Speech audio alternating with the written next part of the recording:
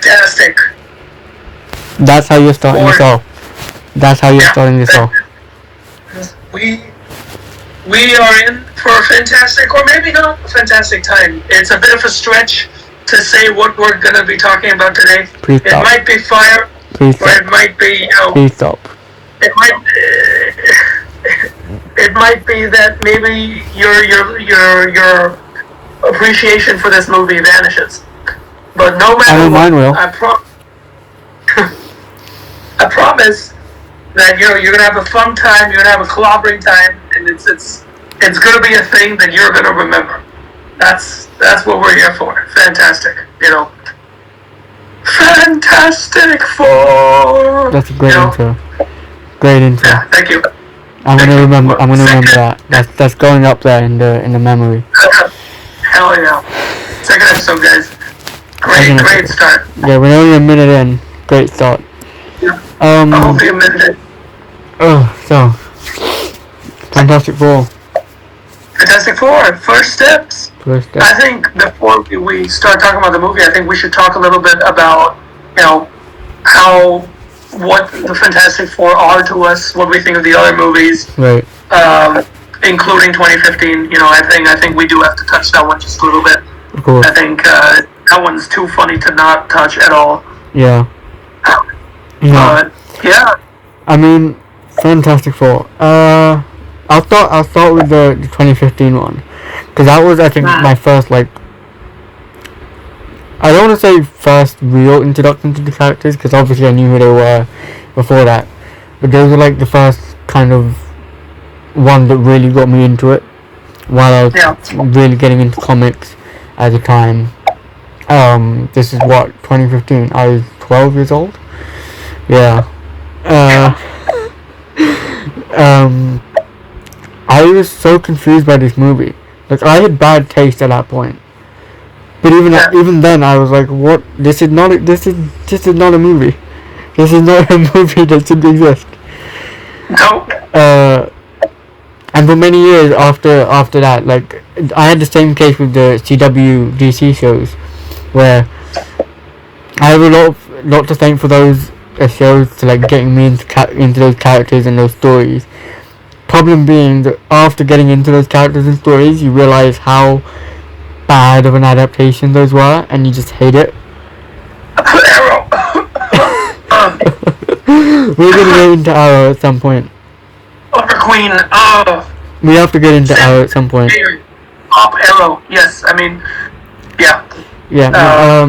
It's just it's bewildering that this movie exists, and it's it's a thing that, because I mean, obviously Josh Trank, he was meddled with a lot.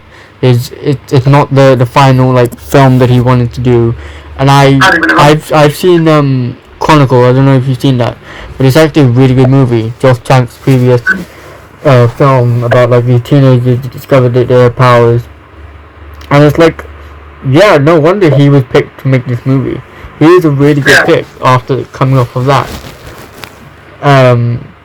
Problem being that he, years after the movie release, he was beefing with random people on Instagram and then deactivated. I was there for that. I was there for when that happened. But no, Fantastic is, if you know me, that's one of the huge things I used to make about my personality, about how much I hate this movie. I don't care that much anymore. Neither do I. Yeah, but the original two movies, the Tim Story movies, I love them. I know that's not people say a lot oh, we don't do revisionism for these bad movies, and I'm I have been here since day one talking about these bad movies, quote unquote bad movies. You can't just call it revisionism. Yeah, no, it's true. He's been there from day one. I remember back on, it was your old account, and you were doing this top 250 comic book films thing. Yeah. And those movies made it surprisingly high. Yeah, they made it into the top At least the top 50. I can't remember the exact. Top 50. I remember seeing that. I was like, what the fuck is he talking about?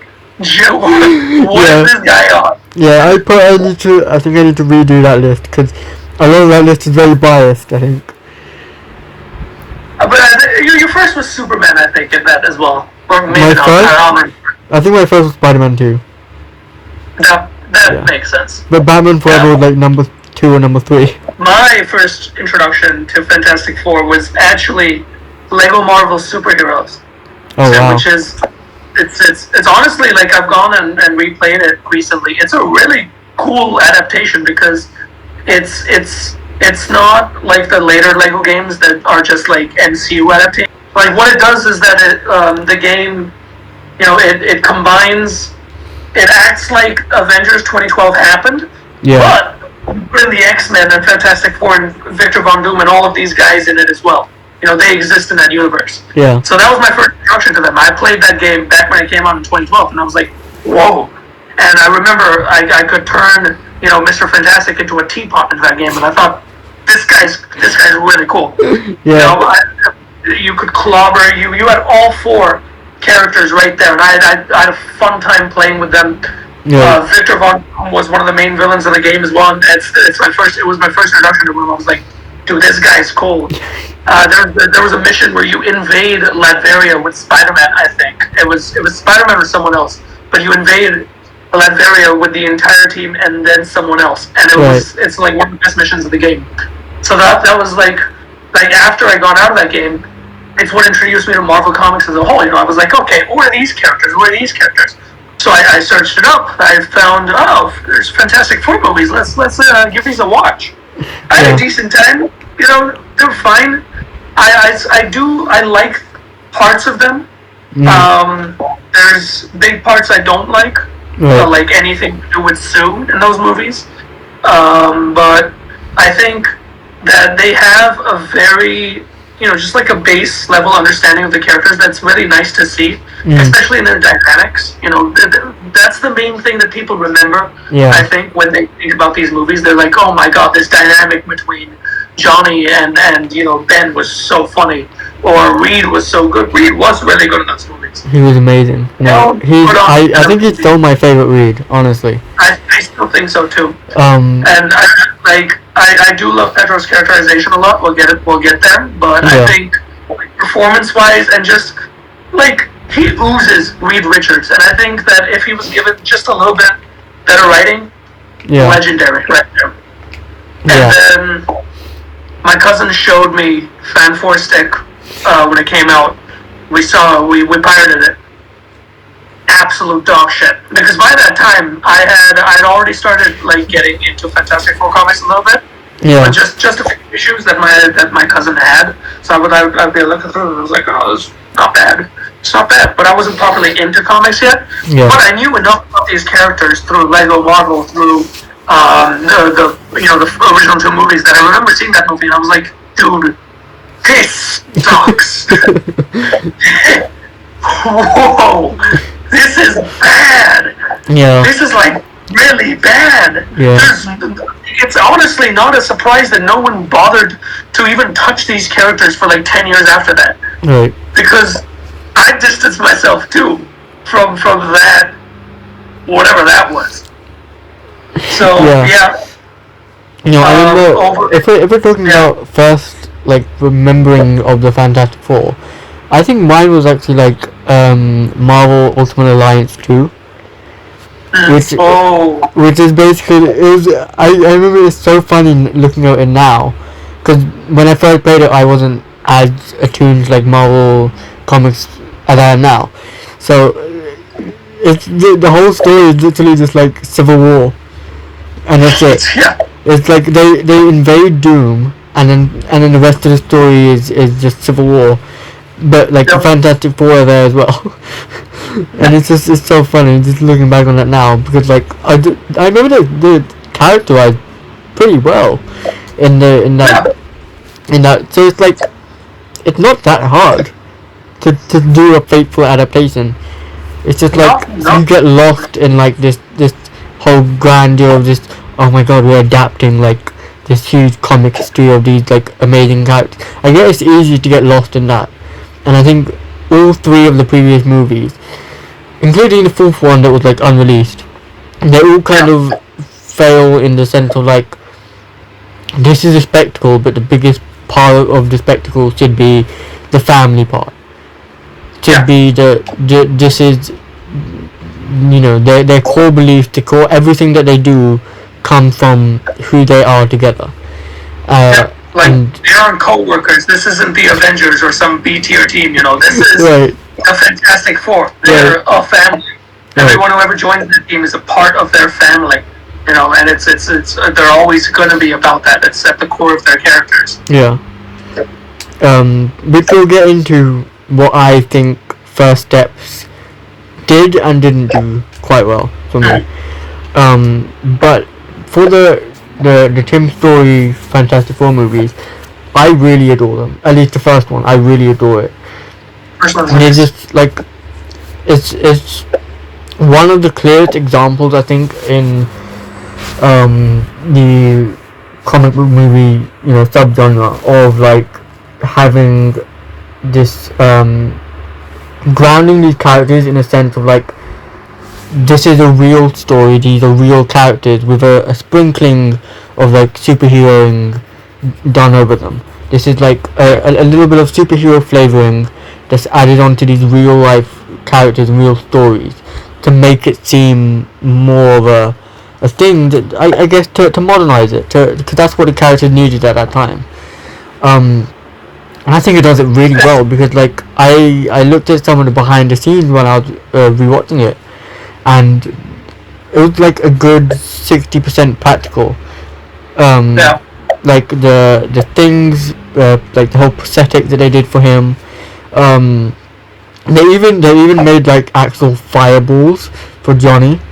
Like there's a scene where he like throws a fireball at Thing's head, and those are like actual practical fireballs with a little bit of CGI added. And like that's so cool, the amount of effort that they put into those. And it's like they also put in a lot of really groundbreaking technology for the time, for like you know, the Human Torch when he transforms.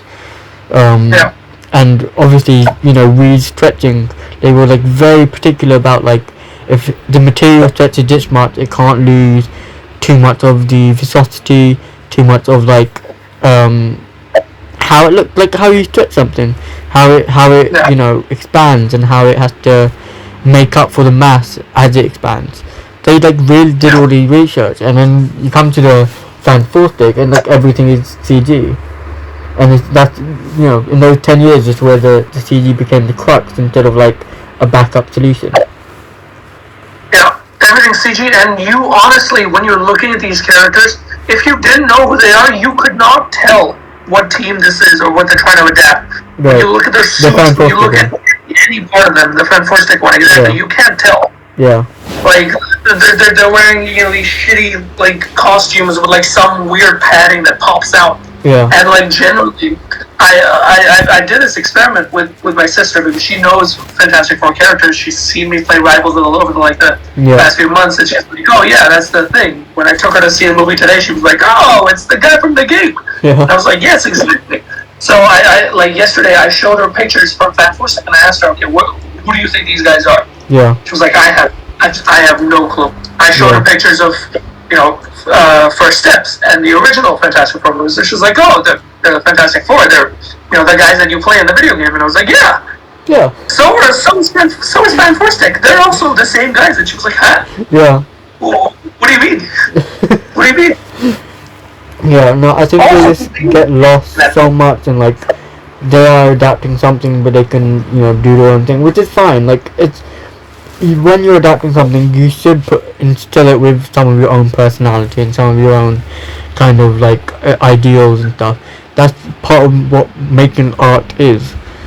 But you know, I think there's a very fine line between when you're grounding something in a sense of like the original Fantastic Four movies did, and grounding something in a sense of like Man of Steel.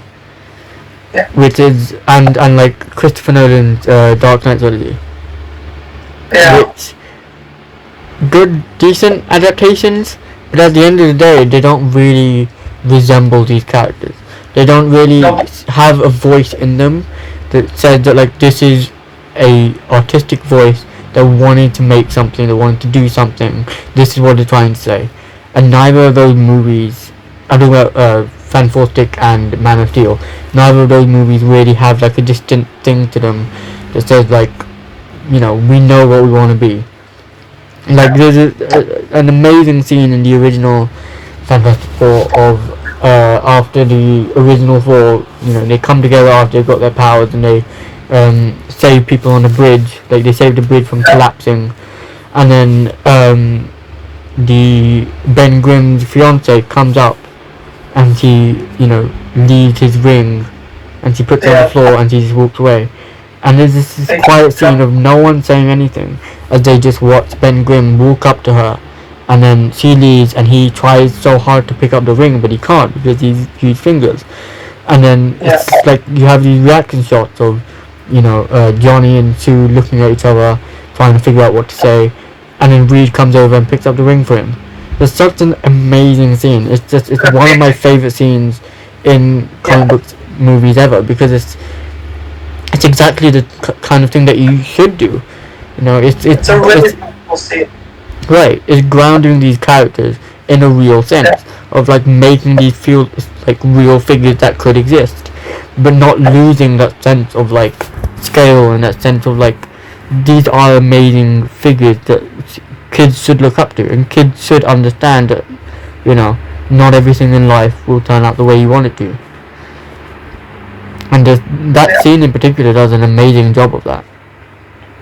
And there's no scene like, and that's I was saying this to one of my friends, there's no scene like that in a lot of modern comic book movies, and that's what's missing from it. Just those small quiet scenes that tell the audience everything they need to know about these characters.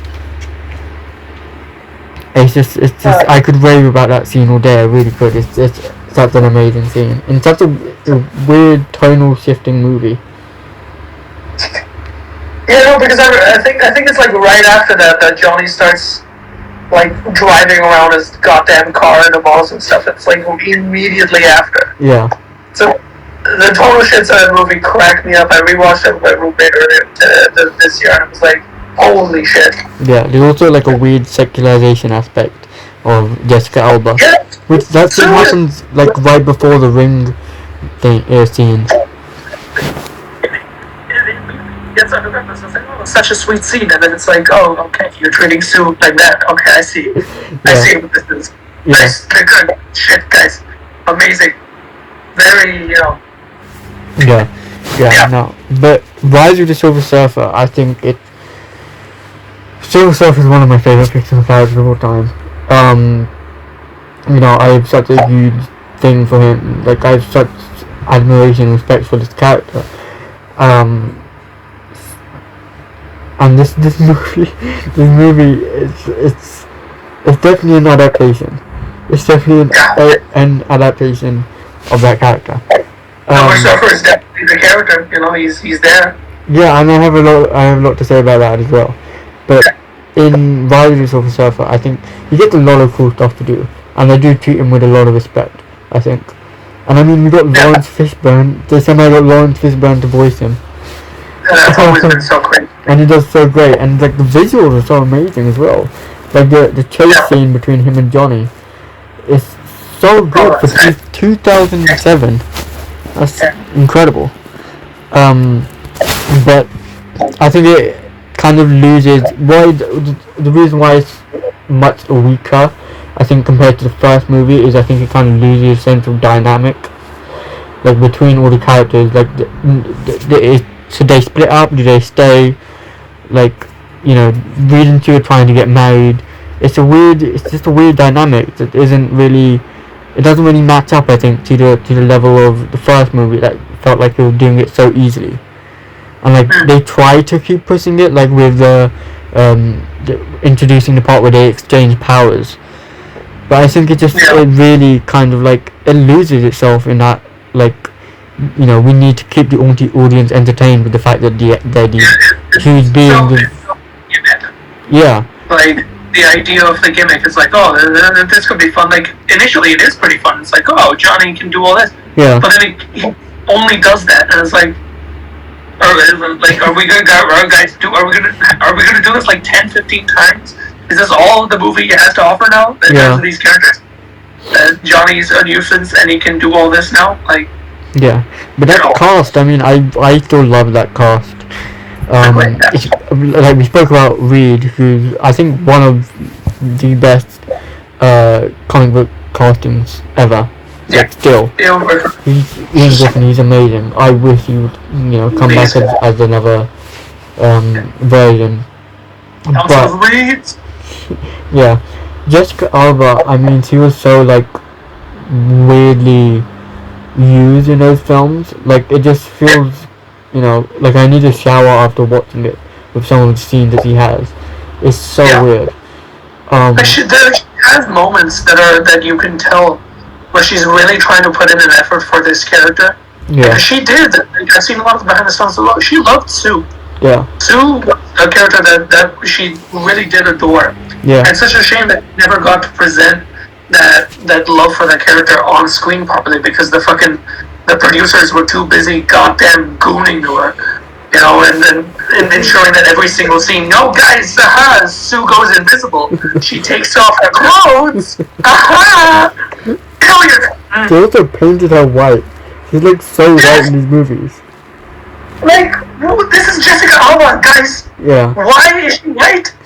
What are we doing here? Melvin from Madagascar, why are you white? Why are you white? Like, can you imagine if Pedro Pascal in this movie just showed up and he's like glistening? Like they just had him fully glistening and he's like, oh yeah. Yeah. I'm Reed Richards, look at me. Like what? Yeah. What are we doing here? Yeah, no. She deserved much better. Yeah, no, I think she would do like if she was cast in First Steps, I think she would do amazingly. She would do amazing. She would really do. Yeah. Amazing. Chris Evans, Human Torch.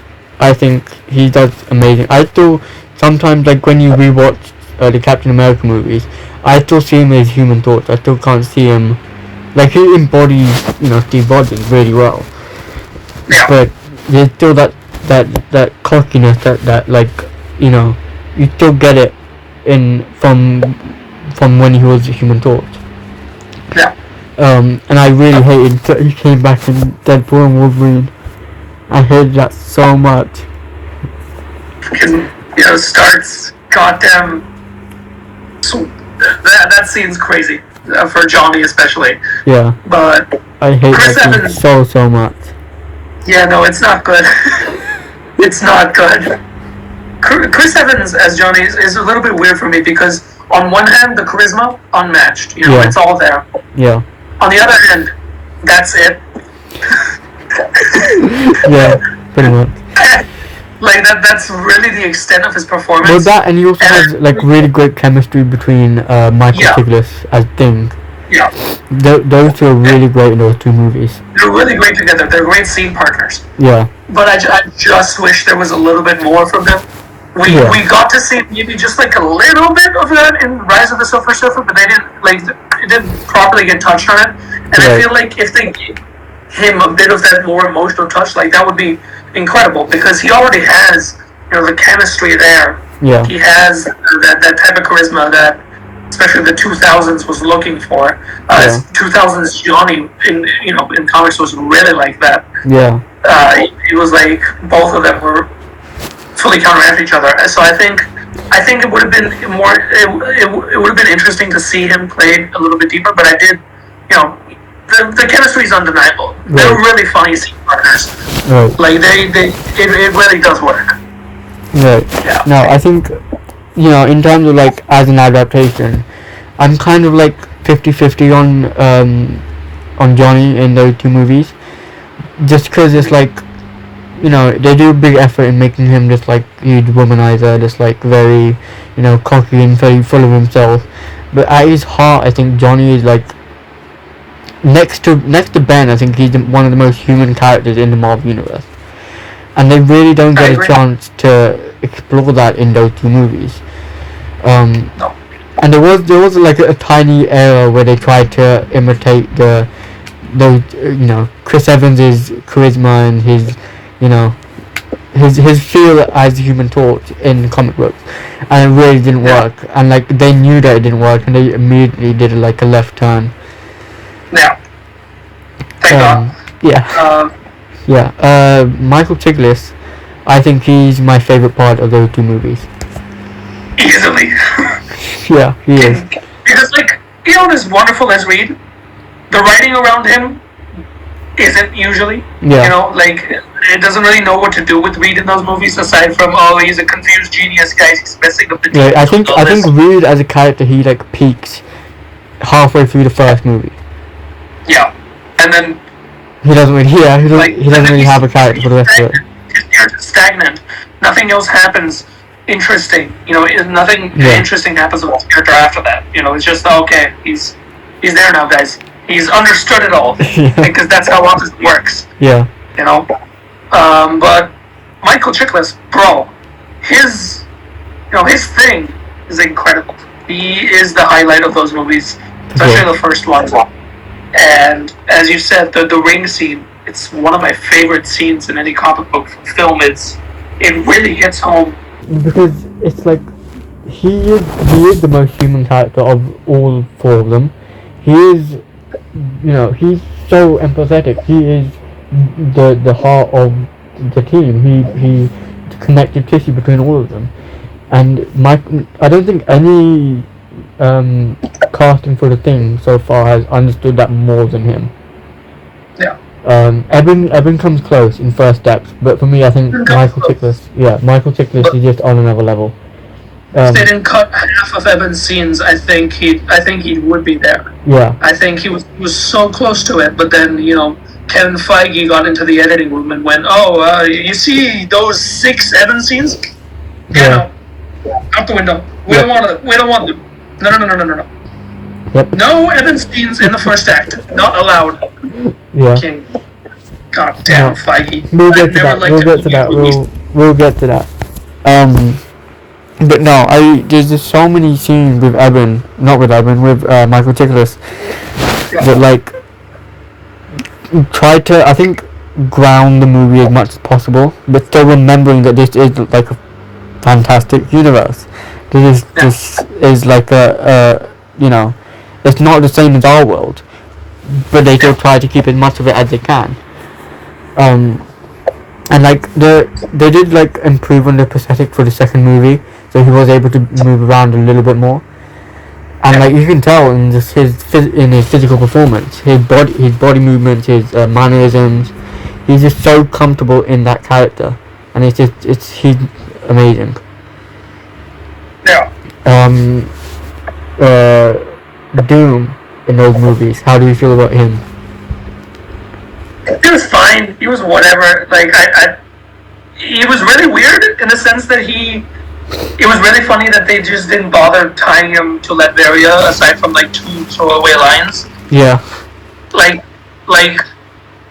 He's really weird in those movies. Yeah. The performance is fine. It's nice. Rest in peace to the actor. I thought he did a good job with what he was given, and he was really hateful in that role, which I think is nice. But just the writing doesn't. The design was nice. Good Doom design. I like that. Yeah, I love his design so much. It's so simple. That's my problem with comic movie designs, costume designs now. Is that they see the simple thing and they decide to make it the opposite of that. Look at the costume in Ant-Man and the Wasp: Quantumania. That's such a... Please don't talk about that movie. I don't want to spend a single podcast or a single minute of a podcast talking about that goddamn disaster piece of a movie. I don't even want to think about Quantumania. Fair enough. It's really no wonder that Quantumania made 2 people. It made Evangeline Lilly and Michael Douglas. Both of them quit acting because of it. Yeah. No fucking wonder. God, I would too, honestly. Yeah. If I had to sit through filming whatever that garbage was, I think I would genuinely move to a different industry as well. No, thank you. So he loves that Yes, movie. We love that movie. we definitely love that movie. I adore that movie like nothing else, guys. Right. My point I love being, it. my point being that the costumes have like, as you know, these movies have matured and grown and tried to become their own thing. They take that into a new like level of superiority, I guess, of like, you know, we're live action, we're doing this as like a one and done thing. We are the only version of like the characters that matter now because we're making a movie. So like these character designs, they can be whatever they want to be. They don't have, why would they be simple? That's too that, you know, babyish almost. But like there's just something about the like, even the Fantastic Four designs in those movies, they're so good. Like the material, They're really good. the material Really is so sweet. like thoughtful and everything. It's like it looks like it has so much thought put into it, and I think that's what's missing from like costumes from modern comic book films. Yeah. It's like these are things that like these characters will actually want to wear. I think they keep forgetting that. Like, these are things that they would want to wear, which I think First Step does a good job at with their costumes. Because they do focus a lot on the costumes. I really do love the First Steps costumes. Yeah. And even just like little bits in First Steps where, you know, where Johnny's like, oh man, can you like check out these costumes and make it for me? You know, and it's like, I like that little interaction a lot between them. But like, first we'll finish up on Doom. I think he's fine. Yeah. I think he's kind of like a nothing burger of an adaptation. They do. There's thing. It's the only focus is his hatred of Reed, and that focus comes only because of Sue. You know, it's not like, it doesn't even feel like he hates Reed for the sake of hating Reed. He's like, oh man, I hate Reed because he stole my wife. You know, which is. He also had like weird like electrical powers. Like he didn't really. Yeah, have, no, like, I don't know what his powers were. They were like metallic, electrical. Yeah. Really weird. He just like assassinates someone in a parking lot by shooting a lightning bolt at them. Yeah. Doom. Doom fan four stick, hype and aura moments times 10. Yeah. And really garbage design. Right. Genuinely He's vomit so cool in inspired. that movie, but he's like not Doctor Doom. That's not Doctor. He's I not don't know Doctor who that Doom. is. I genuinely, that's not Doctor Doom at all. Right. That's like, it's like a zombie. I can't even describe what he is in those movies. He's like a guy who, you know, gets corrupted and corrupts other people and stuff. I don't know. I haven't seen that movie in 8 years. But like the point is, he's not Doctor Doom at all. No. He's not. He's not Doctor. I mean, I don't think we need to get into the rest of them. Yeah, I think. No. You know, it's a good casting. I think they're pretty good casting. Who was the casting? I forgot. So there's Miles Teller. Yes. No, I remember Miles Teller. Who was Doom? Who is Doom? We'll cut this out. Hold on. Who is Doom? No, we have to keep this in because this is a genuine reaction to trying to remember a thing from that movie. Okay. Jamie Bell. Jamie Bell. From Billy Elliot. Jamie. From Billy Elliot. Yeah. I forgot about that completely. Yeah, so did I. Wait, no, that's the thing. Toby Kebbell. Yeah, it's Toby Kebbell. I don't know who that is. Oh, it's Koba. Koba plays Doom? What? No, that's a lie. Koba played Doctor Doom? Yeah. She's a weak. This is life-changing information. Apparently, did you ever hear this, I don't know if it's a theory or if it was like a confirmed thing, but Tim Blake Nelson's character, you know, the government guy. Yeah. He was apparently supposed to be Mole Man. Alright. It's like that one, the novelization of like Spider-Man 2 confirmed that the the garbage guy that like gave the suit to the Daily Bugle, he's apparently Namor, according to the Spider-Man 2 novelization. Like that. I will gladly accept that. That's what someone like Namor deserves. True. Put him in that goddamn. Could put him in that goddamn place. Yeah. Goddamn Namor. You know what, Mole Man? That's a good segue into Fantastic Four First Steps. I think Yep. I really liked Mole Man in the movie. He was funny. I'm I glad that they. go on. I liked it. You know, I like that we, and it his inclusion particularly just made me a little bit sadder about how much was cut from the first act.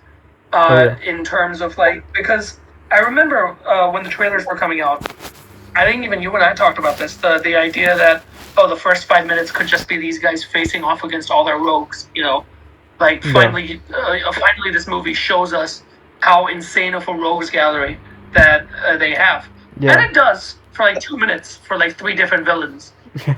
And Mole Man is then turned good by Sue. Which, fine, makes sense. I guess it's Sue, but I feel like there was a lot more that they could have done with that.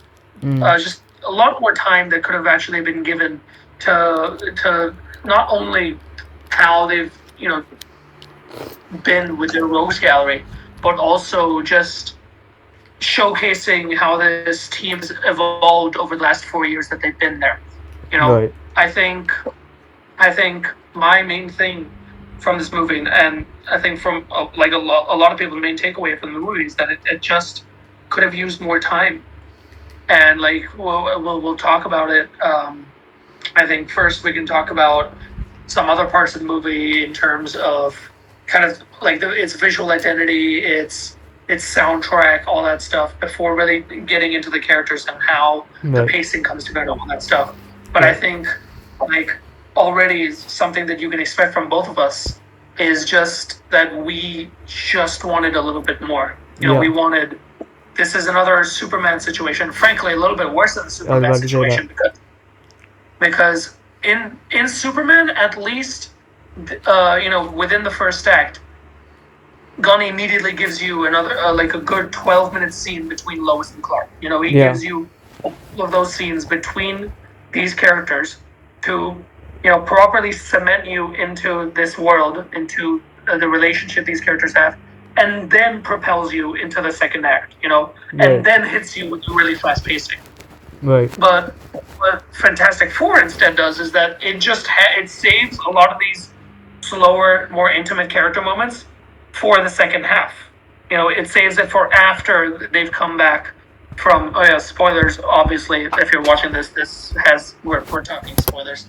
But like it saves a lot of it for after when they come back, which makes the entire journey to go to Galactus and all of that feel way too undercooked, feel way too fast. Yeah. It feels really disconnected in that sense. Yeah. And I think one thing that as we talk about this more in depth that you will see from both of us is just that, man, 20 more minutes. Yeah. 20 more minutes. That's all this movie needed. I would have liked 20 more. another hour of Fantastic Four. That's also fair. Yeah. That's also fair. I think at the bare minimum, like a 20 more minutes helps this movie. Of course, yeah. But 3 hour this movie, hell yeah, please. Generational. If The this first- was 3 hours long, Right. the nothing like it. Yeah. No, I mean, first of all, the first 5 minutes tricked me into thinking that like I would love this movie. Like I Yeah. fell in love with those first 5 minutes of like showing them stopping all these previous villains, and, like introducing Yeah. us to the world, and it has like so much style, and like I love that so much. Yeah. And then the rest of the movie happened.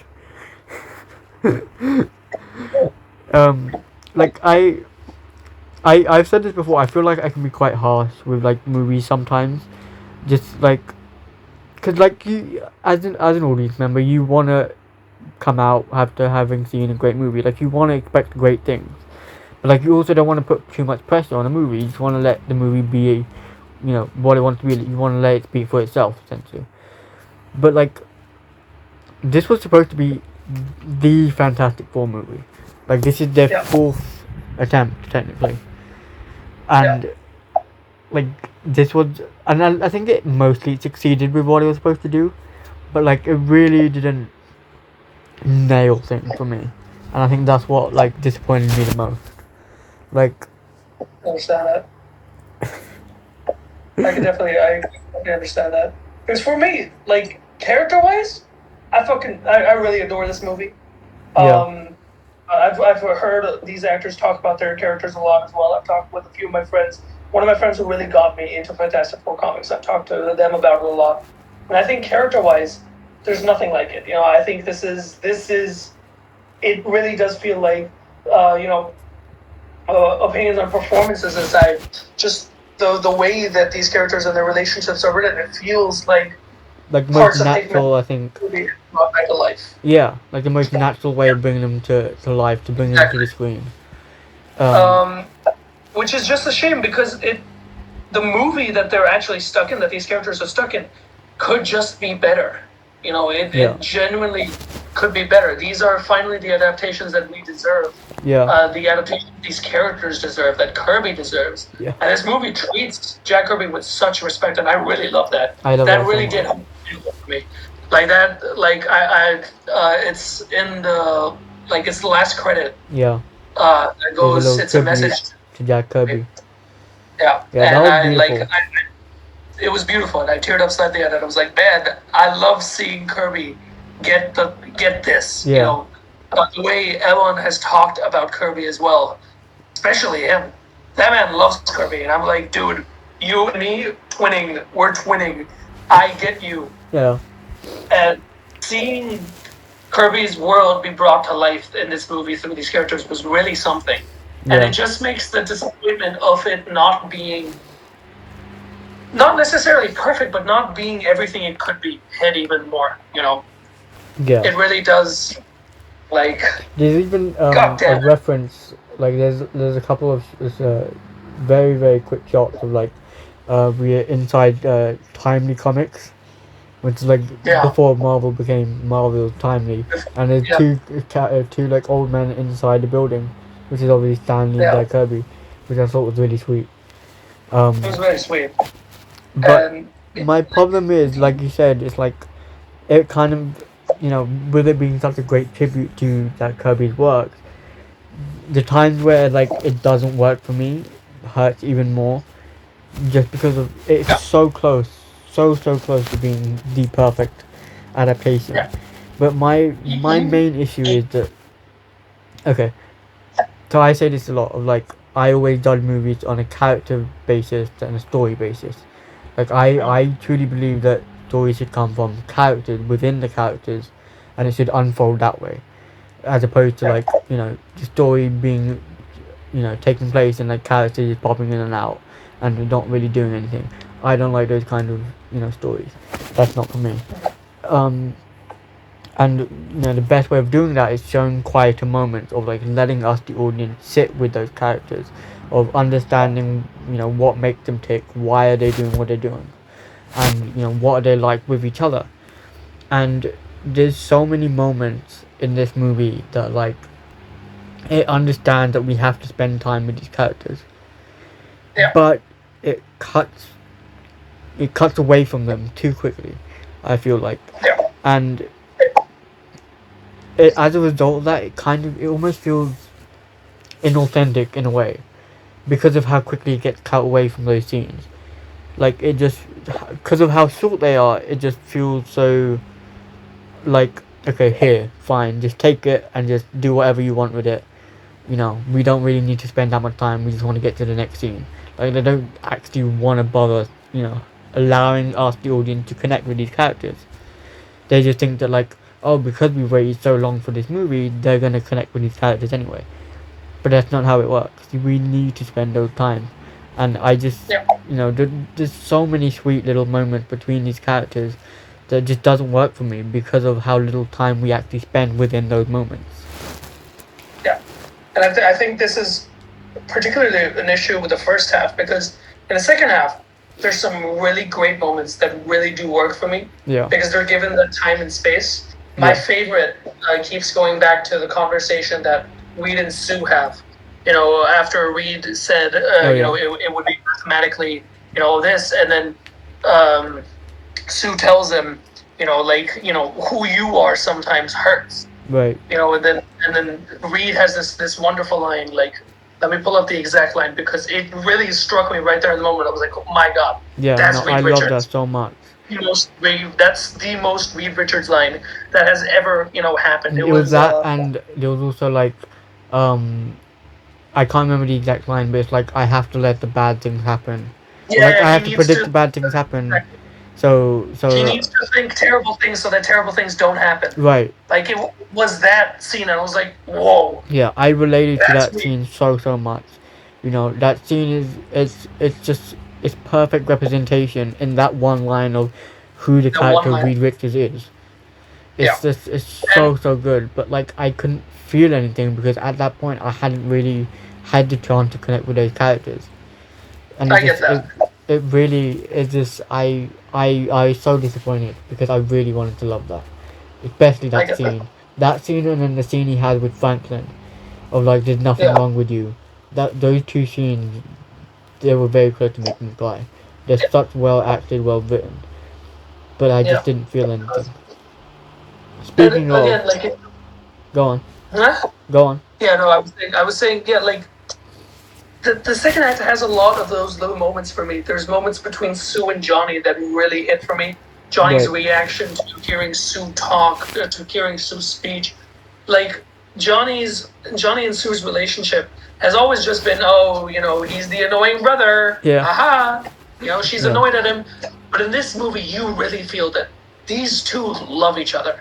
Like these absolutely, two are so close, yeah, especially in the second half, which makes the first half just a little bit more annoying to me because I'm like, why didn't we see more of that? Why didn't we see the crux of the relationship be established so that we can see these key moments later? You right, know, moments of that still did really hit for me, but I understand why they wouldn't hit for you or a hit for other people because we didn't get that set up to begin with. right, Moments like John's sacrifice after Sue for Franklin, that should really hit. It really hit for me, but it's really understandable why it wouldn't because you don't see that perfectly set up. Like the movie kind of loses that at the beginning, but then remembers that at the end. right. Like it's firing Like off there's no like on all consequences. exactly. It just feels like Um, they have to happen because they have to happen. Like there's yeah, no lead up, there's no build up, there's no end result to it. Like the same thing and with yeah, the public hating them after they come back to Earth. Like I get it, they're scared, they're not really like they don't actually hate them, they just don't want to die. I get that, but like it was literally just Sue saying, I'm not gonna sacrifice my baby, but I'm not gonna sacrifice the world. That's all she said, and they're back on her side again. It's like it's not presented as like a significant obstacle or like a change that like these characters have to go through. It's just presented as like a tiny thing that happened, and then they get through it. yeah. If I had a nickel for every superhero movie that released in July 2025 that had the general public suddenly forgetting or suddenly forgiving Yep. with no consequences the main hero of the film, I'd have two nickels. Yeah. Which isn't a lot, but it's really weird that it happened twice. It's really damn weird that it happened twice in a row within 2 weeks. I Yeah. like Sue's speech in there. I do like Sue's speech. I've heard some issues about it. About he could have used a better draft. The same thing really goes with Clark's. That you don't understand that about me, Luther.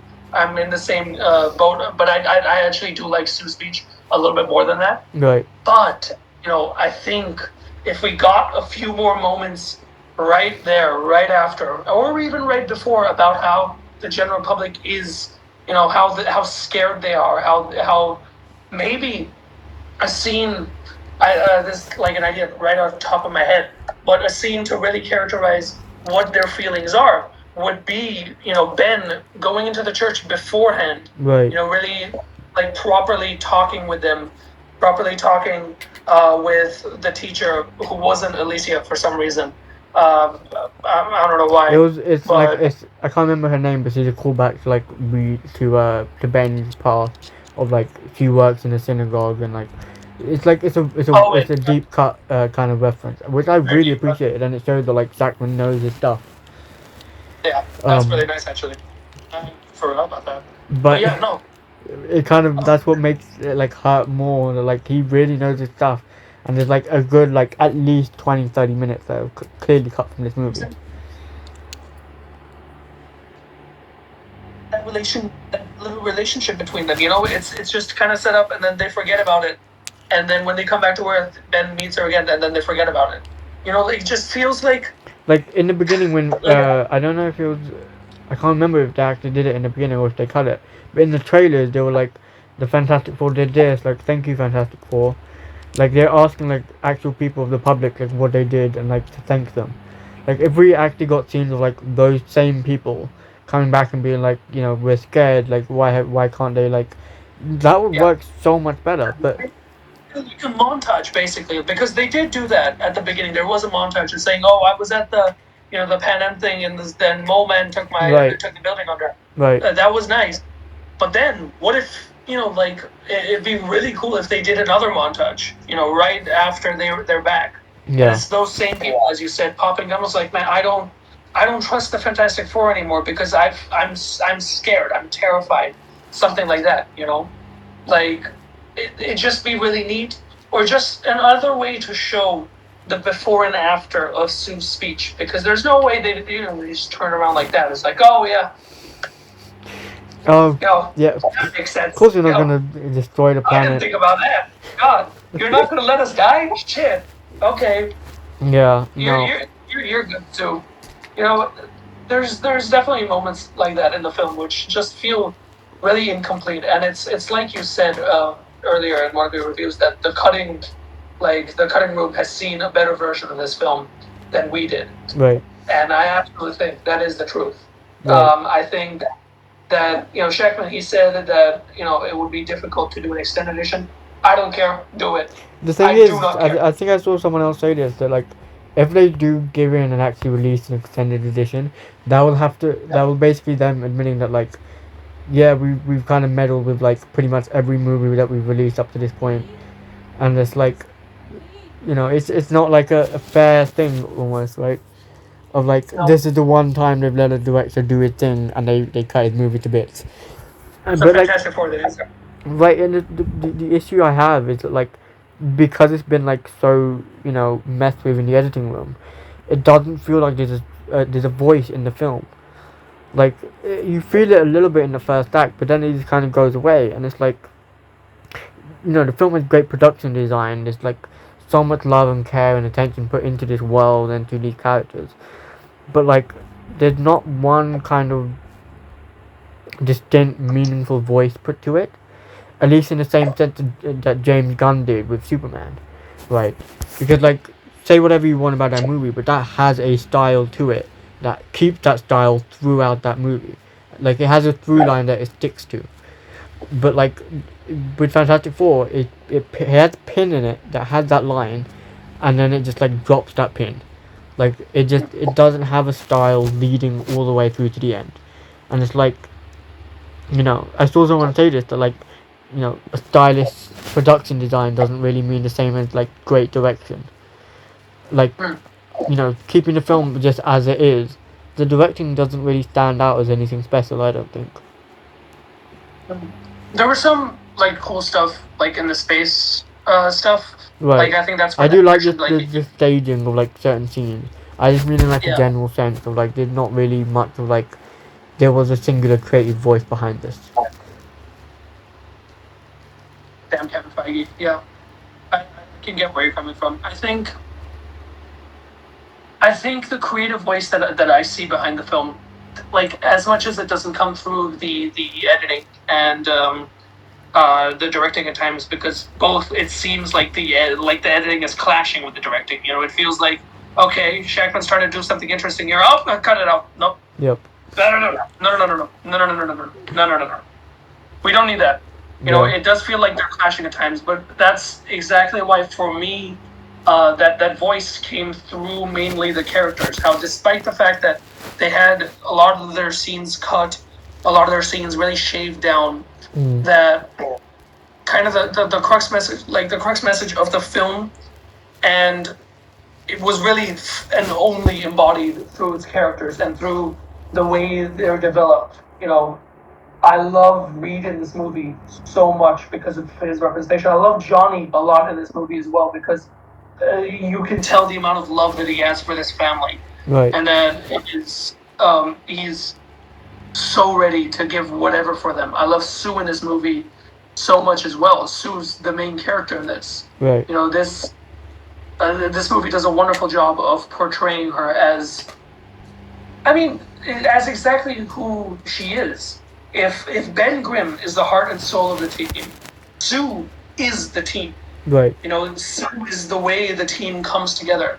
It's the way they fight. It's what they fight for. It comes through Sue, and that's what I love about that as well. That the film really portrays that on such a clear level. Right. And I think, unfortunately, this is something that I was really saddened by, character-wise. My favorite casting of the film, unfortunately, had the most bits cut. Evan had the most Same. bits cut. Same, yeah. I And love Evan. Evan is just looking at the guy, you can tell that, like, yeah, he's as Ben Grimm. Right, but like I remember there's just and I was like, dude, like, whoa, yeah, holy, that's Ben Grimm. that's Ben Grimm. No, but like there's That's one line of dialogue in the trailer, of like Sue saying that Ben has always been a rock, and that's such a good line, and that's not in the movie. It's not in the movie. It's just entire. It's just not in the movie. It's like, oh, why? And Ben in the movie, he's really sweet. I love what Evan does with him. Yeah. Even with the scenes that were cut, because it shows that it's been 4 years. This is not the same as Chickless thing. This is not a thing who is hated by the world that he's in. Right. He's more embraced, and he has a very warm feeling towards him. He's there constantly for those around him, and I looked at it and I thought, man, that's my thing. I love him, but it really does feel like he doesn't really get much of an arc throughout the film. Yeah. Or that if he had one, it's been cut.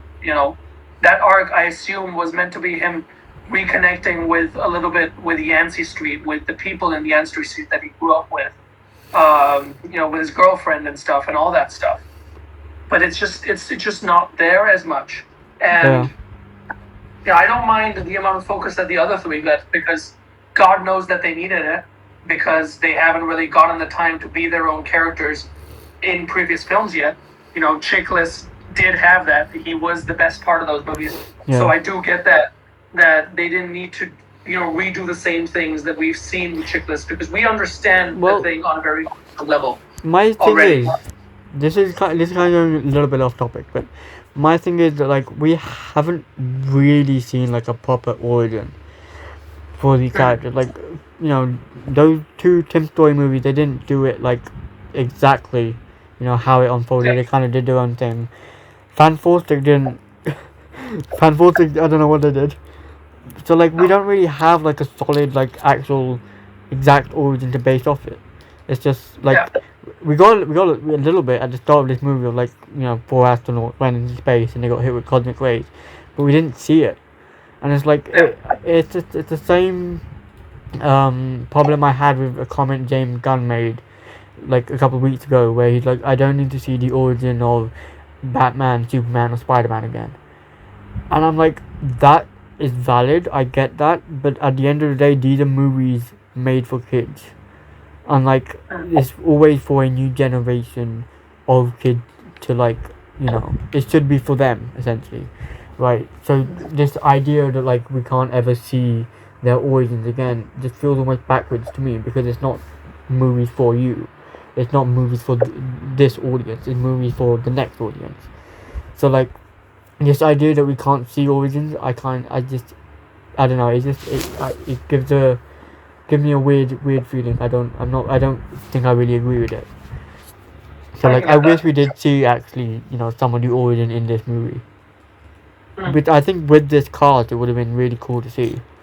Really good.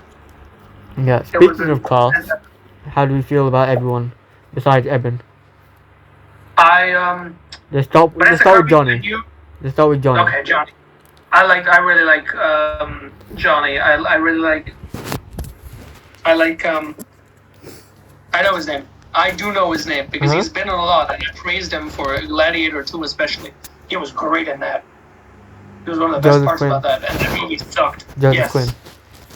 Yes, yeah. Quinn's fantastic in this. Like I really do like his performance because it's a bit dialed back. Right. It's not Chris Evans. It doesn't try to be Chris Evans. Mm.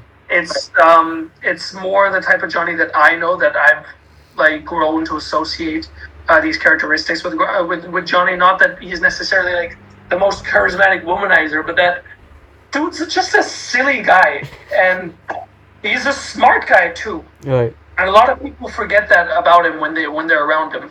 That he's smart, and this movie finally gets that right.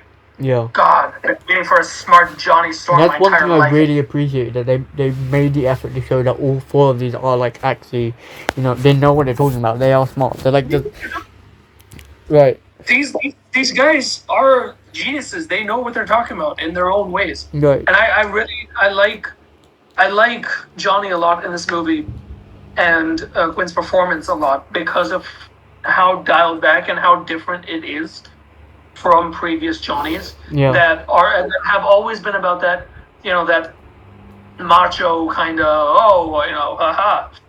You want to go in the hot tub with me, darling? Jesus Christ. God damn it. Yeah. Like a lot of that has been at the core of a lot of his previous performances.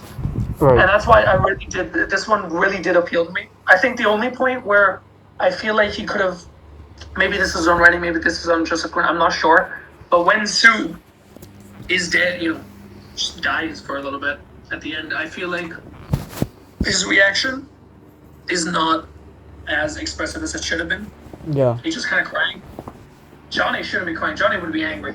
Yeah. That's true. He would be there going just like that, like. Well, I really can't remember. Yeah. Like he would be doing. I would never. I don't think. I liked his performance. I just don't think I was like convinced that like this is Johnny Storm, like as much as I wanted to be, which I think was a little disappointing. Like he has those really good moments, and there are glimpses of like, yeah, this is the perfect Johnny Storm. But I just, as an overall, I don't really like. My favorite moment of his is when they're pushing, when Galactus is in a portal and then he comes back, and then there's a moment where Johnny thinks he has to sacrifice himself. So he's like, tell Franklin he's gonna miss his uncle or whatever. His uncle's gonna miss him. And that was a good moment. That was probably one of my favorite moments, I think. But as a whole, I just really wasn't convinced that like this is Johnny. And the same goes for, I think, Pedro. That like he gives a decent performance. He gives, I think, probably the weakest out of the four, his performances. Which is a shame because I really wanted to love him. And there's so many moments where like he could shine. Like there's the scene with Franklin and the dinner scene with Sue. And like he gets so many moments and it's just like kind of boring almost to watch him. So like you've seen Pedro act and like you know what his mannerisms are almost. So like you almost can predict exactly how he's gonna act, and then he does in this particular scene. And it's just like it rubs me the wrong way. And I don't have anything against Pedro because he is one of my favorite actors working today. But I think he was like severely miscast in this. I don't know where I stand on that. Because on one hand, I think that Reed's wonderful in this movie. Yeah. Like, Reed, character-wise, great. I love his character in this movie. Yeah. I really do. I think that they finally get the autistic part right. A lot of adaptations tend to treat him as either, he's only smart, so he can't be emotional. Yeah. Or he gets, he only thinks this way, so he can't be this way. Right. It's not that. A lot of adaptations tend to treat him in a way where heroism isn't something that comes naturally to him. It's something that has to be told by others, by Sue, to inspire the heroism in him. But that's never been the case. Reed Richards is a hero because he thinks of the worst. Yeah. That's one of the most appealing parts about him. That's my favorite part about him as well. He overthinks, he overplans. He feels he has to Yeah, control everything because if he doesn't, then things are gonna go wrong because he didn't plan for that. exactly. It's just that's why he's one of my favorite fictional characters because he just like he in the process of like trying to figure out the worst scenarios, he creates Yeah, the worst scenarios for himself, and yeah, that's like one of his biggest downfalls and his biggest strengths. yeah. Um, And that's also like the core of his heroism that a lot of people and a lot of these adaptations tend to forget, because they treat it as just like, oh, he doesn't want to really be a hero, but then he realizes the value in it. No, yeah, he wants to help the people around him. He wants to make sure that nothing terrible happens to them. right, But he can't help but, just constantly think of the worst possible thing and end up having that affect his decision. Like, bro, he's literally me. Like, yeah, God, yeah, no, us for real. And I'm glad they got that. Like, they got that part right, right with this. But as for, Pedro himself, I think he's really strong in the second half. mm, And like in the second half, a lot of my favorite scenes with him are in the second half. That the scene with Franklin, the scene, um, a few of his scenes with Sue, in there as well. I think in the second half, when I look at Pedro, I do think, okay, that's Reed Richards, and maybe that's because of the writing and how both of them come together. But I can't really say the same for the first half because in the first half, he's just kind of not there. There's not they don't really do much with him. yeah. They really don't do much with him, as much as they do with It's like he both takes a Johnny. weird backseat, which is so weird because Yeah, like, he's the leader. he's the leader, and like in the first half, all three of the other ones are clearly present. They have something to do that their characters are doing, and you do feel that when those characters are around, okay, these are the characters. That's Sue. That's the most Sue thing I've ever seen. That's Ben. That's Johnny. Sometimes, Right. but like in the first half, I was just not feeling it. For me, it got proved wrong, but I can really understand why it wouldn't for some other people because it's if you don't have that consistency throughout the performance, like I bring in David here, Dave Cornsweat. From the second he was on screen, I knew he was Superman. Oh yeah. That is Superman. That is Superman. Yeah. The very few first interactions we see him. What the hey, dude, bro? Yeah. That's And it. that's my thing as well. It's like that. Even though I'm still not a fan of how Cornsett is characterized in that movie, I can see him playing the character for a long time. Like I can see him becoming a definitive version of like Superman, like for this modern age. My problem is that like I can't see this Fantastic Four being that. Like I can't see this cast being like the definitive versions of these characters and playing them for a long time. I can only see them playing them for like 2 more movies, which are the Avengers movies, for some reason. Like I can't see them. I can't even see them playing them again in another sequel because it just I don't know. It just doesn't work. Like Shackman said that he cast these characters based on like his own instinct and like talking with them separately, as opposed to like chemistry tests and stuff, which is a decent idea. Like I get why you would want to do that, but also like you can tell, you can tell that that's what you did. There are some moments where it's like, yeah, they probably needed some chemistry tests. They probably need more time to like bend by themselves. I do get that. I yeah, I think that maybe it's a case where they just need to find their footing a little bit more. But like knowing what's ahead for the MCU, I don't even know if they're going to be able to do that. Right. Goddamn reset approaching where they're going to do secret wars with. I'm not even getting into that. We'll do that at the end when we talk about that stupid post credit. I will get to that. Yeah. Silver Surfer, what do you think? Silver Surfer. What did you think of Silver Surfer? I really liked her. I think some parts of her backstory missing. The husband angst and stuff. Right, A little bit missing there. Like the angst with in regards to the husband, and I feel like there was a little bit more we could have gotten right. when flashbacks. Like the way I was thinking about it, I was talking about it to a friend today, Mm. and my mind went back to the Gamora flashbacks in Infinity War.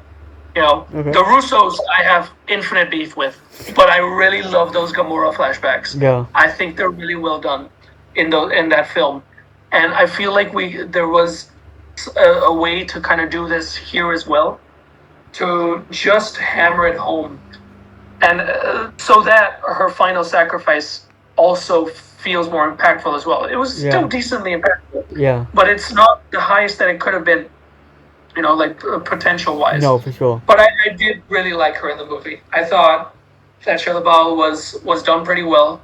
I liked her and Johnny's relationship.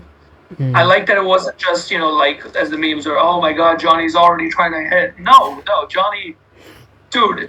Like yes, it is He Space is. Woman. But like he actually He tries is. to like hear her out.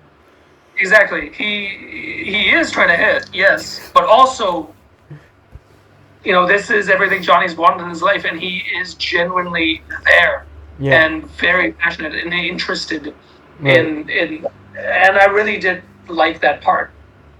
Right. I thought, Gardner put on a great performance as well. She was great. Um, yeah, I liked her. I mean, that's pretty much it. You're the Silver Surfer expert. What do you think? I mean I left the theater feeling kind of like it was a mixed bag, but the more I thought on it, the more I liked it. So the scene where she first come down to Earth and she had this whole speech, the only Yeah. part where that she was like told to say by Galactus is the Galactus is coming. Like Yeah. no, like your planet has been marked for death by Galactus. That's the only thing that she was supposed to say. But apparently the whole speech where like cherish your loved ones and everything, that came from her. Well, like it was Yeah. in the script, but like it came from the character. Like Yeah. so it's like her experience of like she's been through this so many times of like seeing so many lives be destroyed by this essentially force of nature that like he has to feed. Yeah. So she's come up with this whole thing of like, cherish the time that you have, be with your loved ones, accept it basically. And I think that's really well understanding of the character of Silver Surfer. Of like Yeah. he is this tormented figure that like, he's bound by this duty that he has to do and he doesn't feel good about it. And he feels like he's the one that's like, destroying these planets. Like he's the Yeah. one that's like sentencing them all to death, and he is just like very tragic, very kind of self-sabotaging, very neglectful kind of figure, because he becomes so guilt-ridden. And I think that in that one speech that really did it very well for me. I besides that, she doesn't really have that much of a character. Like there's that, and then there's the chase scene where she had flashbacks. There is one moment I remember where, after Galactus is like, give me your baby and I'll spare your planet. And then there's one reaction shot that cuts to Silver Surfer as he looks at him. And I thought that was a really good moment of like, he can't be serious. Like, is he really going to do that? And I thought that was a really, really great moment. Like you said, I really liked the scene between her and Johnny. I thought those were really well thought out. There also the action scene with her, of like her surfing against the current in the chase scene, and like holding her back against a wormhole. I thought those were really, really great. I thought they were fantastic. Right. I really liked them. Right. I think as a whole, it's like a really well, fundamental understanding of who the Silver Surfer is and what the Silver Surfer stands for. I thought that was really, really great. I was really happy about that. Until she like disappears and then doesn't come back for the rest of the movie until the third act. Until the third act, where she's just destroying all this stuff, and it's like, oh, and Johnny's like, I know your language, Yeah. trauma. Yeah. No, but like I don't know much about Shalabal as Silver Surfer outside of like who she is to Norman Mad, the original Silver Surfer. He, she's usually his wife, so she doesn't Yeah. really have that much of a character besides being on the planet. Um, but I, so like they do give a lot of Norman's character to her. They take a lot Yeah. from him to give to her, and I was a little bit worried about that, like based on the trailers and stuff. But she is given, I think, her own agency in the process of that. So Yeah. I think they handled that really well. So I was really happy with how they handled Silver Surfer. Yeah. I was too. Yeah. Brings us straight to Galactus. Yeah. What are your thoughts? Uh, I mean, he looks great in IMAX. Those IMAX scenes are some of the best of the year. Oh, he hits in IMAX. I feel bad for the people who saw it in like any screen smaller than IMAX. Right. Because I saw a just comparison picture of like IMAX and normal format, and I was like, oh, that's like you miss a lot. Like I'm not usually one to like fuss about like how yeah, much you miss in IMAX, but like you really do miss a lot if you didn't watch it in IMAX. yeah, Um, definitely. I I really liked his characterization. I think it was very much Same. like he's a force of nature. Like he doesn't want to do this, he has to do this to survive. Yeah, Um, Ralph Innocent, I think he portrays it really well. Like he is this very melancholic, tragic character that like he has no choice but he has to do this. yeah, Like it's the same as like a volcano erupting or a tornado. Like he is a force of nature that can't be helped. He is like a natural disaster. yeah, Um, so and he kind of he loses himself in that sense of like he has this whole scale to him that like he will do anything to get rid of it. It's too much power. He doesn't want to be all that. And I really yeah, respected that as opposed to just making him like, yeah, he wants to yeah, eat a planet because he can. Right. yeah. So I really enjoyed that. Same. I like that he's miserable. Yeah. He hates himself. He really does hate himself, and Right. he hates himself for wanting to take a goddamn baby to replace him. But he needs to do it because of how miserable he's been for these. And I like the emphasis on that Right. because like people know now. Galactus. He's a force of nature. He's all that. They get that. But I think this movie really understands why Hmm. he has to be. He's a one-time type of villain. He's Yeah. not the next MCU big bad. I've never understood why people want him to be that, because I think that's a fundamentally like misunderstanding of his character. Yeah. Because he's not that. He's never really been that. Right. This is a force of nature that comes. Heroes delay him, and then he comes back later. Yeah. That's what he hates. That's what he is. Like And he he's hates he's, he's the himself for definition doing of it. a recurring villain. Like the same way Yeah. natural disasters happen. Like you can't stop it. You can't help it. Like But you can only delay it. You can only delay it, and that's why he will never work. He would never work as the big bad, like Thanos level, because there's not that. The depth to him is just that.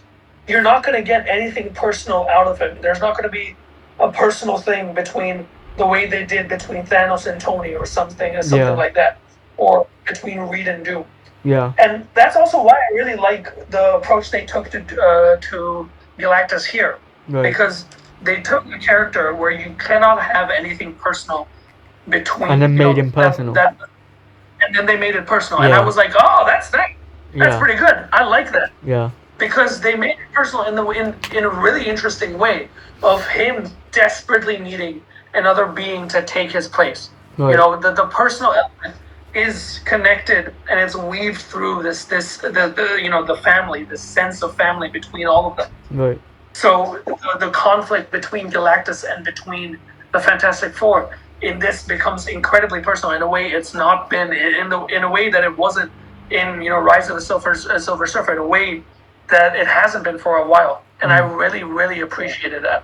I thought that it was a really cool way to do this conflict, and a Yeah. cool way to No, I fully mean, characterize flight, that type of thing. yeah. No, I mean the idea of like the third act of a superhero movie being this guy that just wants to like retire. Like he's not a monster. He just like he's tired. He wants to rest, and the only way Yeah. to do that is to like chase after a baby that can replace him, and the family has to Yeah. just protect the baby. The idea of that I think is would be one of my favorites. You know, ever in a big block. Not even just in a superhero movie, in a big blockbuster Hollywood production.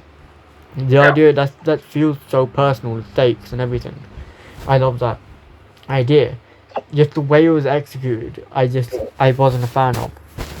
Cause like they do the whole thing of like okay we'll do we'll like hide the baby, we'll do like a uh um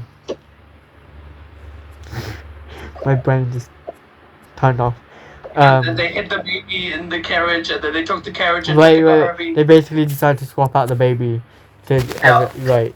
Um And I was like, this is. And then they also split up the Fantastic Four in different parts as well of that third act.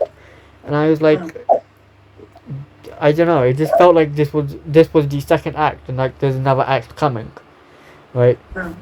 Like it just felt really rushed into, and I really wasn't a fan of that. Um, I don't know. It was also like really weirdly structured. Like first this happens, something else has happened, and then go back to that, and then something else. I don't know. It was just there's a weird structure to it, and I wasn't entirely sure how they were going to handle it. I can get that. For me, I think it needed one more conversation between Galactus and the Fantastic Four. Yeah. Like he doesn't really say anything to them. He's like cheeky little bugs, and that's it. Yeah. I feel like right there and then when he has, when he grabs Franklin and kills Herbie. God, rest in peace, Herbie. When Herbie brutally dies, Yeah. and he grabbed Franklin, I think that there was, that would have been the perfect place for just one more interaction between them, so that what happens next, like the impact is dialed up, because you Right. see Sue literally kill herself for the sake of her child, and it's a good moment. I really like that. Sue's going all out, as she should. She's the most Right. powerful member of that entire goddamn team. So she's going all out, and the rest of them are trying to stop her from going all out because they know that she will die doing this. Yeah. And I feel like that, like, on a subtext level, you get it. It's like, okay, this is the power of her mother. She's angry as fuck. This goddamn being is about to take her child. You get it, but Mhm. I feel like there was a very easy way to just dial up those stakes a little bit more by having, Galactus, if not address the Fantastic Four, directly address Sue. Right. Directly just have just 2 lines to Sue, just being like, your child is mine. Yeah. Something about like there was no other way, something like that. I don't know, but I feel like to really heighten the stakes of that final bit, just on the top a little bit more. And I completely agree with you. Like it needed that last little bit needed a little bit more time with Galactus there. Right. Because after the whole Silver Surfer stuff happens, when she goes up in the sky and all that, she just kind of vanishes. Right. So I don't know what she does. She just vanishes, and then they go ahead with the plan of fake Franklin, Right. and it feels a little bit disjointed because you look at it and you go, man, there's a really easy way for to make this work. There's a really easy way that it all feels coherent, but It doesn't. in the end, it doesn't. It doesn't. It really doesn't. And there's like it becomes more hinged on particular moments working really well, rather than those moments connecting together and working really well. Right. Because the Sue sacrifice scene, I loved it. Mm. That's that's Sue. That's the most Sue shit that she would pull for Franklin. Mm. I love a lot of that. I love a lot of the individual moments that happen in there. But also, another thing, we get this. The movie never really explains why Ben isn't a fan of clobbering time. Yeah. and there's such a clear arc there that was like clearly written, Right. but they either cut out all the scenes or they forgot about it and they just wanted him to say it. Like, to put it simply, the arc is very simple. Well, borderline. To put it simply, the arc is very simple. No, I get it, yeah. But to put it simply, like, it would be an arc of Ben embracing his fully heroic side to show to the kids of the world. Yeah. To show the children of this world. And maybe he was holding back initially because He's like you know, ashamed of like. Right. He still like even with all this fame of like the Fantastic Four have gotten, he still feels like Yeah. the odd one out. And so Yeah. that's like a really good way of like exploring that. Then they just didn't. And they just didn't. With like Johnny, they never had him say "flame on." They did, but like there was no subtext to that at all. He just did say "flame on." Yeah. I think they legitimately just forgot to have him say "flame on" because he would say that. Yeah. He absolutely would. I can fully see this Johnny saying "flame on" at a point, But the clobbering one just gets me because it's like, all right, so you They just also wanted like a hyped funny. up in the marketing as well. Like that was a big Exactly. thing in the marketing of like what time is it? Like they were hyping up him actually saying it, and then in the movie it just plays out the exact same way it did in the trailers. It made its way into Rivals as a goddamn team up. Yeah. They bicker that entire time of, oh, what time is it, Johnny? What time is it, Ben? Oh, it's clock. Like, Yeah. bro, you got an entire video game to make a new team up that kills supports instantly, and you didn't do anything about that in the movie? Yeah. What? Yeah, no, it was a little bit baffling. I don't know why. I genuinely don't understand why, because it would take two scenes for that scene to work really well. Yeah. It would take two scenes in editing of having those two scenes be there within the first two acts That's of also making why that fun. the scene where Sue sacrifices herself kind of felt cheap to me. Because like we didn't really get to see her interact with the other two as much as she did with Reed. Like I don't think there's even a single scene where she just had like a alone time with Ben. Like No, but they took that. Right, yeah. The only time she ever talked to Ben is in the when the others are around, which is so weird to me. There's a direct one-on-one conversation that they have that is in the trailers, and it looks like such a great scene. I was really excited for it. They cut it. Yep. They goddamn cut it. Yeah, and that's why it felt cheap to me. The first conversation between Sue and Ben in a movie yet. Like, just them. I think that would have been it. But no, even this movie got that. God damn it. God damn it. Even this movie, I was so ready because I remember seeing that in the marketing. And I was like, oh, finally, a conversation between Sue and Ben. That's it. Not Sue, Ben, and Reed, Sue, Ben, and Johnny. No, just Sue and Ben. Because Sue and Ben are one of my favorite, they're one of my favorite relationships within the Fantastic Four, within Marvel Comics, because of how well they complement each other, how well they're always there for each other. They are there for each other in a way that no one else on that team is. But these movies haven't shown that for one goddamn second. Yeah. You would not have me believe in the original 2004 films that, my God, Sue cares about this Ben in this way. And I was so excited seeing that in the trailer. And I was like, oh my God, finally, I get to see such an underrated relationship, be there in the film. And then Kevin Feige, with his goddamn stupid hat, cuts it. I just imagine Kevin Feige himself in the edit room being like, yeah, that's a good scene. Cut it. Cut it. Because, lest you forget, guys, he said this himself. He's never liked a script or a movie that he's made. He hasn't liked the final product. I'm like, once. That's fair enough, because I don't think there's anyone that would be like, yeah, I'm 100% happy with this movie or writing or whatever it is that I made. That like I put it out there and I'm 100% happy with it. That's just not how art works. But also like, there comes a point where you have to separate yourself from this thing that you made and you have to let it go. And also, like continue as well, but also like, quick interject. Bro's not an artist. That's true, yeah. Like no, but I'm just saying it from like a point of like, he used to be so passionate about like, there's so many stories of like him being on the set of X-Men and like giving out comics, and it's like, what happened to that guy? Like I can't see this. What happened? Where is he?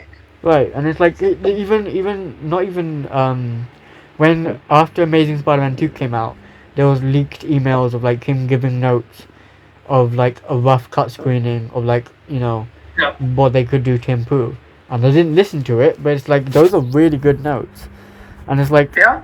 those are very similar notes that people would give to movies you have released in the last few years. So it's Yeah. like, what happened to this guy? Like I mean I'm sure with how with like the 52 or whatever is project that the MCU has released, I am quite sure that he's not like 100% hands on as people would think, which is fair enough. But like, you know, as head COO of Marvel, the whole of Marvel, there is a point where you like step in and Yeah. say something. And like it's so weird because these notes that that in X-Men and all these, they came from a place of passion, and then you look at this and it's like, man, this guy probably, I would bet so much money that it was him making these editing decisions. No, I I would genuinely bet. feel like he has not picked up a comic book in 20 years. Yeah. Yep.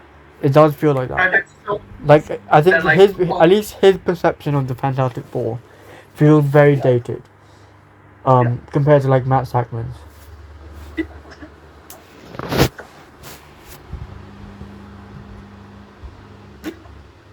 He really does. He has really deep appreciation for these characters in a way Right. that I haven't seen from like a comic book like movie creator in Marvel since um uh,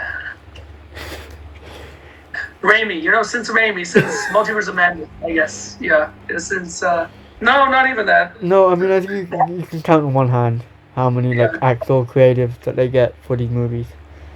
yeah. Like Ryan Coogler, Brian um, Coogler, that's a good one. That's a good shout. right? Coogler. Ryan Coogler, Raimi, Chloe Zhao, I think a little bit. Like he was a very Chloe big Zhao, Kirby fan. yeah, Um, and uh, I mean, Gunn, yeah, I guess, yeah. but even him, like, it's like, what? I What do you remember really like? I remember after the Guardians, like they became popular, like really popular after the second movie. People were like, Yeah. "Oh, this is gonna usher in a new era of like creative control for Marvel, or like they're gonna let directors do whatever they want." Me when I lie. That was probably, it started the most studio ran era part of Marvel. Yeah, That was the era. yeah. The most studio driven that Marvel's ever been. Oh my god, how can we forget John Watts? The most creative and inspired director amongst the lot. My goat. Ever since that someone pointed out that like Spider-Man takes one web to like get through, it takes like three webs to get through one building, at the No Way Home final swing. I can't see it the same way. Like Yeah, no, I get it. the emotions of that scene still work really, really well for me. But Yeah. like, John Watts is not a visual filmmaker. No, no, no, he's not. Homecoming was good. That's about it. Homecoming was good because it very much like kept to the ground in a way Yeah. that the other two didn't. Which I would love to see Tom Holland with this Fantastic Four. But like I don't know how Oh, well the chemistry would work. Like, sure they're probably gonna have like a couple scenes in Doomsday or Secret Wars, where it's like, will it feel natural?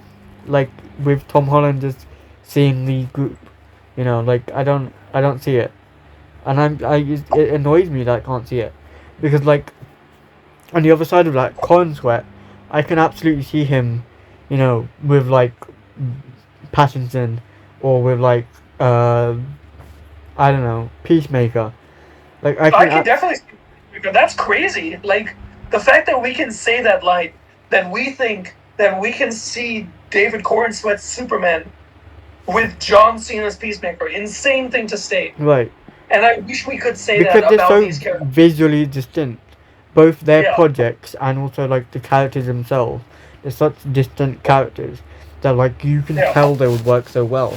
But with the MCU, all these characters just kind of like mush together, and it doesn't feel like a very connective thing. Yeah, no. It used to be it like not to do this whole MCU. Oh, remember the good old days? They weren't good, but but there was genuinely, I think, a point in the MCU where you would get giddy at the thought of seeing this character interact with another character. Right. Like I think that there was this element, but because of the sheer overexposure of characters and the sheer just lack of payoff over the last like 5 years, like that just doesn't exist anymore. Remember when? Like yeah, Remember when I get, Hercules just showed up in the Thor Love and Thunder post credits scene, and then he's never showing up again. It's like or when Thanos' brother was played by Harry Styles. I love it when people bring that up at like a Comic Con or something to Kevin Feige, and he's just like, yes, we have plans for him. We have so many big plans for him to pop up in the future of the MCU. The one I'm still mad about is the Scorpion one. Why didn't they do anything with it? What the hell, man? There's such a good story there for Spider-Man 4, of There's like such a good Scorpion coming back for him, and like Vulture. Of an actor behind Scorpion, and you don't do anything with this? Yeah. Are you mad? Yeah. And they genuinely considered putting him with this goddamn guy in Morbius. They considered it. Instead of putting him with Tom Holland Spider-Man, they considered doing this. Yeah. Hey there, well, Morbius. that's my point. Is like they've lost like the thing that made Iron Man 1 work so well is it really is like an underdog thing. Not a single person on this team knew or even believed that it would be a hit, but they just kept going with it. They just kept believing in themselves, and the final result is just a pure passion project from so many creatives, and it's so charming. Yeah. And the original Fantastic Four from the unreleased film from 1994, it has very similar vibes to that. They're like it's a very underdog team, working against like so many elements, and it's like they're just trying their best to create a story of,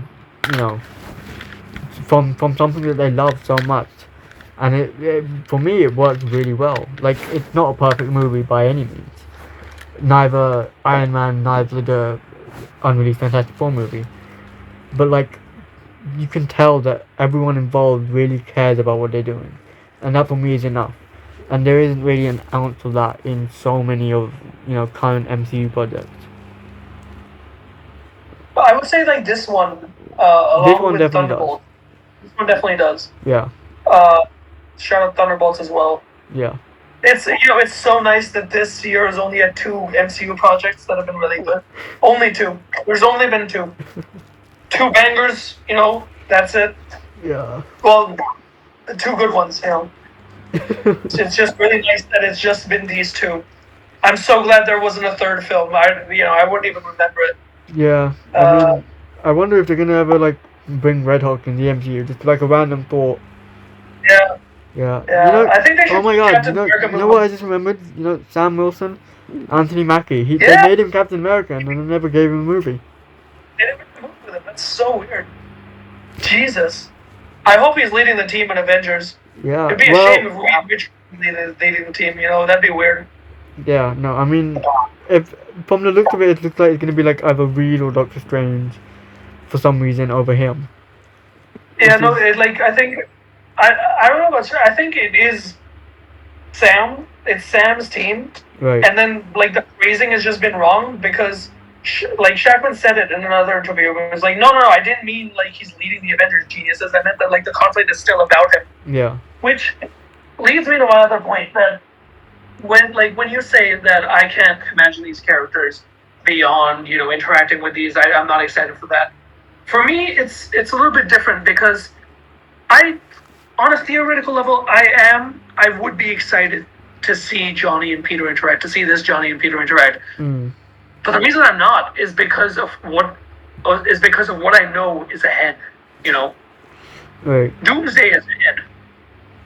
I know that these characters, their next entry is going to be in a film where with no setup. Their rival is just Robert Downey Jr.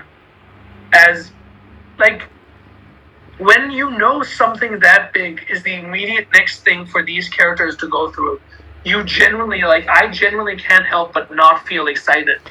It's also like, You know, I can't. from a character perspective, I can't see Tom Holland Spider-Man doing so many things just because of how much they babied him. Like, this is his fourth movie after, like, essentially a reboot of after the first three trilogy, after the whole trilogy, right? And it's like, you know, Kevin Feige even said that, like, this is his first time coming into his own self, and it's like, you just had three movies of his own and two Avengers movies, and you're telling me only now Great movie where he comes into his own where he three different becomes times. Spider-Man, Where he becomes Spider-Man three different times. right? His Homecoming But was like, my enough. point No, no, no, being no, is no. that, like, I can't see this Spider-Man ever, like, comforting Franklin after Johnny dies. Like, he's just not mature enough for that. We're like, oh, they're gonna do this 8 years later, guys. This is gonna hit hard.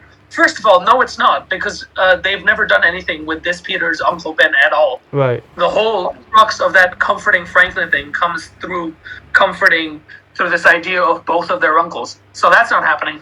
And second of all, no, that's not happening. We're not seeing that fucking ever, because this goddamn Peter Parker has been babied so much that I genuinely can't even imagine him as a functioning adult. Yep. You know? Without, even as a and member hell, of the Fantastic Four. Like, No, I he can't. can't stand out on his own. he can't stand out in his own damn next movie because they've included Hulk in this now, and Hulk and Punisher. Hulk and Punisher. Hulk and Punisher. What?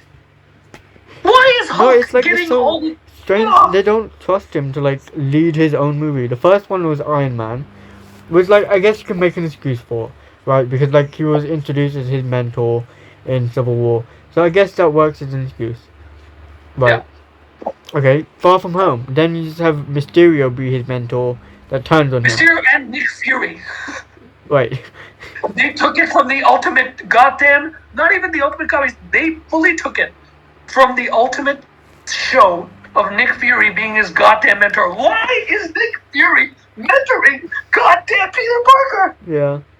Yeah. Not even, and then he doesn't. It reveals it's not even Nick Fury. It's just a scroll. Yeah, it's not even To Nick weaken Fury. the moment even No. more. It's not even Nick Fury. It's Ben Mendelsohn. Yeah. It's director Orson Krennic with calcite. You know, deep substrate foliated calcite. Who's goddamn mentoring Peter Parker? Yeah. And then, guys, here's the real kicker. Who's mentoring Peter Parker in the third movie? Who's it gonna be? Two other Peter Parkers. And Doctor Strange. And Doctor Strange and, for once, Aunt May. Oh.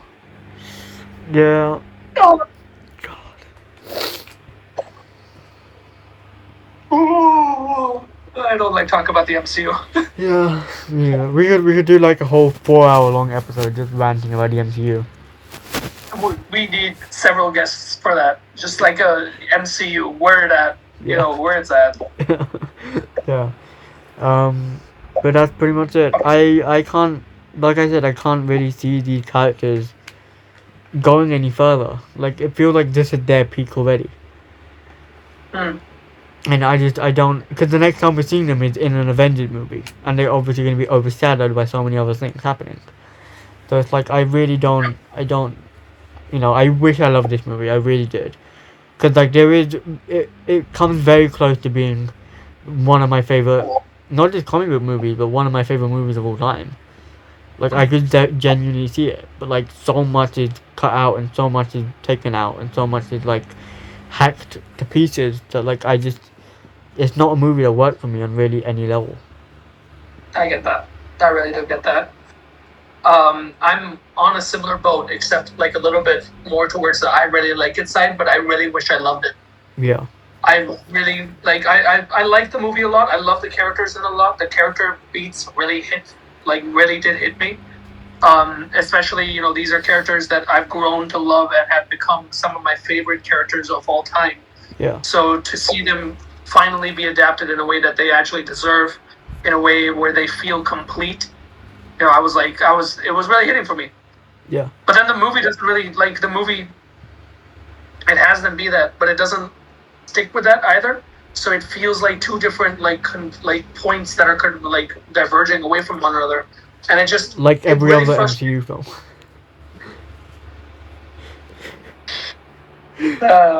Yeah, Yeah. Thunderbolts was good. Thunderbolts is great. Thunderbolts is great. Thunderbolts was really good. Yeah. But Thunderbolts, like, where do we actually, see these characters like actually going like in Doomsday? Like what interaction are they actually gonna have? That will feel authentic and not just like, here you go. These characters are talking. these characters are talking. Johnny is gonna make a joke. Um, this is definitely happening. This is definitely happening. Peter Parker is gonna say a stupid one-off line about either the Thing's name, Yep. one of their looks, Yep. Reed's stretchy powers, Yep. or just the Thing as a whole. Yep. And it will specifically be Peter who does this. Yeah. It will specifically be Peter Parker. Mr. Goddamn, oh, is that really your name? Dr. Octopus? What kind of name is that? Ha ha ha ha. I hate God. that scene so much. Especially Hate that because scene. that exact character, Octopus, in Raimi's Spider-Man 2, is treated with so much respect and gravitas. And then you come to this and it's like, Octopus, haha, haha, Octopus. The first hero in this goddamn place was called Iron Man. The fuck are you talking about? And even then, it was treated with like a lot of respect. Like Iron Man, I kind of like the sound of that. Like it's not iron, but I like it. It's gonna be Peter that does it, and I'm going to crash out in theater. I can't wait for the, Doom takes off his mask and he goes, Mr. Stark. No, Mr. Stark, it's you. No, Mr. Stark, it's you. I'm No, looking Mr. forward to that Stark. so. Genuinely, I'm looking forward to that so much. Like that's not even a joke. I can't wait for that You to know happen. what really killed me in this post credit? For no fucking reason, he had his mask off. Yeah. For no reason, to show a Well, 4-year-old no, people Franklin. are saying that like the reason he took his mask off is because Franklin is like healing his face, so that when it comes to Doomsday, they can actually show his face as RDJ. Yeah, because he's telling Franklin there. He's like, kneeling next to Franklin. He's like, "Yo, can you change my face real quick?" Yeah. Just wipe Speaking it of the over. post-credit scene, by the way, that mask looks so cheap. Yeah, no, that mask was weird. I didn't like it. I like He was just the wearing actual cloak that he had on though. I swear it was the mask that like RDJ revealed himself with. It looked a lot like that. That shitty. I don't know. Like, it looked a lot more like flat looking. Like there weren't as many lines or anything on it. It looked very cheap. Like they just got it out of something. I don't know. do you think he's gonna do an accent? Huh? Do you think RDJ is gonna put on an accent as Doom? No. It'd be really funny if he does it. I would lose it. I would genuinely fucking laugh so much if he had like the deepest Eastern European accent you've ever heard. Like full Slavic bad accent. It's coming out of fucking Robert Downey Jr. He's like, that would kill me. He's probably not. He's just gonna be like deep voice too, but like, oh, I am doomed. I hate you 3000, Peter. No, Mr. Parker, Mr. Stark, don't hate me 3000. Haha. Where's my daughter? I hate her 3000 too. Alright. I think we leave it there. That script's still not finished. Oh yeah, That's it's so not funny. finished. I put I don't know about you, but I put Fantastic Four like. It feels weird to say that you put it only halfway through. The MCU ranking. It does feel weird to say that. I don't know where I put it yet. I haven't updated my MCU ranking in years. I put it It probably on top 20. number 26, which is like Okay. just over halfway through. Yeah. But I like think it'd be for me like top 20, something like that. right, but I don't know. I just feel like it should be a lot lower. But then you actually scroll down and it's like, oh, that's why. No, there's actual dog shit, like there's actual projects in there that have no appreciation for the characters they're adapting, not at all. Yeah, it's actually kind of like crazy. Like you just go from one to another. You go Deadpool, Wolverine, Secret Invasion, Brave New World, Quantumania, Love and Thunder, Far From Home, Moon Knight, Born Again. Born Again. We No. have to do an episode. No. Yeah, we'll Born get into Born Again like when season 2 comes out. a long, good episode. Because Jesus Christ. Yeah. But I think we'll leave it there. I think we'll leave it there. Yeah. Yeah. Fantastic Four. You know, Not fantastic. I liked it. Yeah. You know, everyone's really good in it. I like the visuals. The retro aesthetic is cool. If they reset the entire Marvel universe, they should just move everyone here. I think. Yeah. Yeah, just move them. It's an infinitely better and more creative. Yeah. Like, I get the appeal that the initial MCU was going for. It's like, oh, these are superheroes in the real world. This is blah, blah, blah. This is happening with the Obama presidency. Like, at this point, neither does the MCU give a shit, and neither do I. Yeah. Put them in this retro 1960s, incredible style place. Do that, please. Also, actually, before we end, Incredibles is still the best Fantastic Four movie. Yes, The Incredibles is still the best Fantastic Four movie. Yeah. Still unbeaten. If they ever make an extended cut of this movie, it has a chance. They probably The won't. Incredibles, they probably won't. But The Incredibles still peak Fantastic Four. Yeah. Yeah. Alright. Well, we'll All leave it right, there. well. What are we doing the next episode on? I think we have a little bit before Peacemaker, right? Yeah, we still have about a month. Comes out end of August. Okay. Yeah. Like that episode will have, the gang back. We'll bring back for each DCU. Right. A lot to talk about there. I think we can do the next episode on. We could do it on. Our favorite comic book films? Yeah, I like that. Favorite comic films. Yeah, Yeah. I like that a lot. Alright. That works. You're doing Cool. it like next week. Cool. We still don't have an outro. You didn't really do an outro last time. No. The outro is if you. You didn't even say your Somehow name. You said welcome in the intro. You never said your name. Oh, hi, we're Kenobi Reviews and Abs Bad Takes. And you have finished watching our episode. Of? Thank you. Of 2 cents, half cents. There we go. Thank you for watching. Thanks for watching. We're very organized. We didn't scramble to. If the audio, hopefully the audio is just a little bit crisper this time. Hopefully. I hope you guys are having a good time listening to this. Yeah. If you made it through this way. Trigva, I know you did, you lunatic. I will call you out every single episode because I called him out last episode and then he texted me about it. He was like, oh. So, yeah, I know you did, you lunatic. Go and sleep. Go do something with your life instead of, listening to our podcast fully. Goddamn loser. Yeah, anyway. Perfect. Thank you. Thank you. Fantastic Four. Okay. Please stop. Wait. No. They DMCS. Never mind. I was gonna play Travis Scott's, Alright, I'm ending it there. No, they demonetize us so quickly. It's not like we're making money, but that's fine. Yeah. Yeah. Alright. Perfect. Perfect. Bye.